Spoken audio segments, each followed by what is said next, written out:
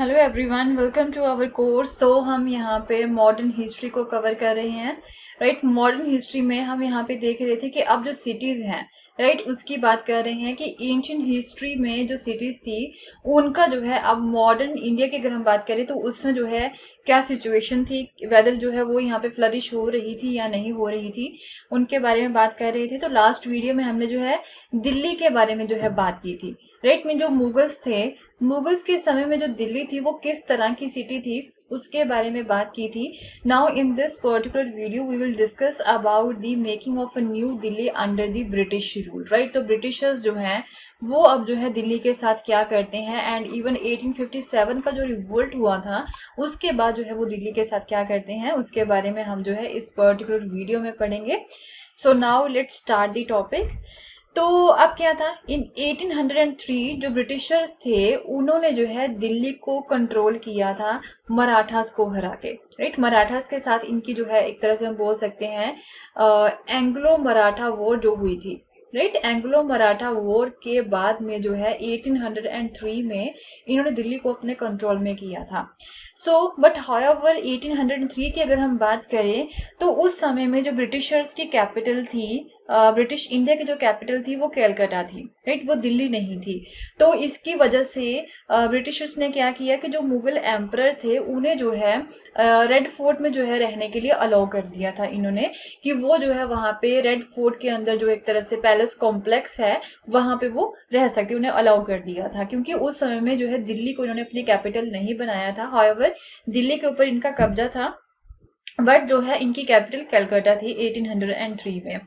तो क्या था यहाँ पे जो मॉडर्न सिटी जिसे आज हम यहाँ पे जानते हैं वो ओनली 1911 के बाद ही डेवलप हुई थी, जब जो दिल्ली है वो ब्रिटिश इंडिया की कैपिटल बन जाती है। 1911 में जो है जो दिल्ली है वो ब्रिटिश इंडिया की कैपिटल बन जाती है। सो बिफोर 1857 हम यहाँ पे देख सकते हैं that the developments in Delhi were somewhat different from those in other colonial cities। 1857 से पहले जो दिल्ली की डेवलपमेंट थी वो थोड़ी सी डिफरेंट थी दूसरी सिटीज से जो कि कॉलोनियल सिटीज ही हुआ करती थी। तो हम यहाँ पे मद्रास, बॉम्बे और कलकत्ता की बात करें तो यहाँ पे जो लिविंग स्पेसिस थे इंडियंस एंड ब्रिटिशर्स के वो जो है शार्पली सेपरेटेड थे। अगर हम मद्रास, बॉम्बे और कलकत्ता की बात करें तो यहाँ पे जो है काफी डिफरेंस देखा जाता था एक तरह से ब्रिटिशर्स के बीच में, इंडियंस के बीच में। जो ब्रिटिशर्स थे वो इंडियंस से नफरत करते थे, तो वो उन्होंने अपनी जो रेजिडेंट्स होते हैं वो इंडियंस से जो है काफी ज्यादा दूर रखे हुए थे। तो जो इंडियंस थे वो एक तरह से वो ब्लैक एरिया में रहा करते थे, एंड वाइल जो ब्रिटिशर्स थे वो एक तरह से वाइट एरियाज में रहा करते थे, जो कि वेल लेड आउट एरियाज हुआ करते थे, काफी एक तरह से अच्छे एरिया हुआ करते थे, डेवलप्ड एरिया हुआ करते थे। तो ऑन दी अदर हैंड अगर हम दिल्ली की बात करें specially in the first half of 19th century, जो ब्रिटिशर्स थे वो जो है एक तरह से वेल्दिन इंडियंस के साथ ही रहा करते थे। यहाँ पे जो है आपको ज्यादा डिफरेंस देखने को नहीं मिलेगा। ओके, तो 19th सेंचुरी के फर्स्ट हाफ की बात करें तो उस समय में जो ब्रिटिशर्स थे वो वेल्दियर इंडियंस के साथ ही रहा करते थे, उनके आसपास ही उनके घर हुआ करते थे, एक वॉल्ड सिटी जो होती है वहां पे रहा करते थे। तो ब्रिटिशर्स थे वो उर्दू एंड पर्सियन कल्चर को जो है एक तरह से लर्न करने में भी इंटरेस्ट रखते थे, उसे जो है पढ़ना भी वो एक तरह से चाहते थे, उसमें जो है काफी इंटरेस्ट था उनका। एंड पोइट्री में भी जो है वो पार्टिसिपेट किया करते थे, एंड इवन जो लोकल फेस्टिवल्स होते हैं उसमें भी वो पार्टिसिपेट किया करते थे। तो अब जब जो 1792 में दिल्ली कॉलेज की इस्टेब्लिशमेंट हो जाती है तो उसकी वजह से अब जो है एक तरह से हम बोल सकते हैं जो इंटेलेक्चुअल होते हैं, राइट, वो साइंसेस में, ह्यूमैनिटीज में एंड इवन जो उर्दू लैंग्वेज में जो है वो एक तरह से इंटरेस्ट दिखाना यहाँ पे स्टार्ट कर देते हैं। सो एक तरह से कई ऐसे राइटर्स हैं या फिर इंटेलेक्चुअल्स हैं, उनके अकॉर्डिंग 1830 से लेके 1857 के बीच का जो पीरियड है वो दिल्ली के रिनाइंसेंस का पीरियड है। रिनाइंसेंस मीन जो है एक तरह से डेवलपमेंट जैसे हम बोल सकते हैं, एक नया युग जिसे हम बोल सकते हैं, वो यहाँ पे आपको देखने को मिलेगा। सो बट 1857 का जब यहाँ पे रिवोल्ट होता है उसके बाद में जो है ये सारी चीजें चेंज हो जाती हैं। So during the revolt that year जैसे कि आपने देखा कि जो विद्रोही थे वो सिटी में इकट्ठे हो गए थे। ओके, उन्होंने बहादुर शाह को मनाने की कोशिश की थी कि वो जो है इस विद्रोह के लीडर बन जाए। राइट। तो इसके बाद में जो हमने ये भी देखा था कि जो दिल्ली है वो 4 महीनों तक जो है वो किसके कंट्रोल में रहता है, वो इन विद्रोहियों के कंट्रोल में रहता है, इन रिबेल्स के कंट्रोल में रहता है। So when the British regain the city, तो जब ब्रिटिशर्स ने इस सिटी को रीगेन किया था तो they embarked on a campaign of revenge and plunder. तो जब जो है 4 महीनों के बाद में ब्रिटिशर्स इस सिटी को अपने कंट्रोल में करते हैं तो वो अब जो है यहाँ पे डेवलपमेंट के बारे में बिल्कुल भी नहीं सोचते हैं, वो बदला लेने की सोचते हैं एंड यहाँ पे एक तरह से नुकसान ही पहुंचाते हैं, प्लंडर ही पहुंचाते हैं। राइट। सो एक तरह से फेमस पोएट हैं गालिब। राइट। इसके बारे में आपने जो है इनके बारे में पढ़ा भी होगा। तो उन्होंने जो है इस इवेंट को विटनेस किया है, वो आई विटनेस है इस इवेंट के। तो उन्होंने डिस्क्राइब भी किया है कि दिल्ली को जो है 1857 में किस तरह से रेंसैक किया गया था ब्रिटिशर्स के द्वारा। तो वो ये बोलते हैं, गालिब जो है वो बोलते हैं जी, द एंग्री लाइन्स, जो एंग्री लाइन्स कौन है, दी ब्रिटिशर्स हो गए, जब वो टाउन में एंटर करते हैं तो उन्होंने हेल्पलेस जो लोग हैं उन्हें मार दिया था, उनके घरों को उन्होंने जला दिया था।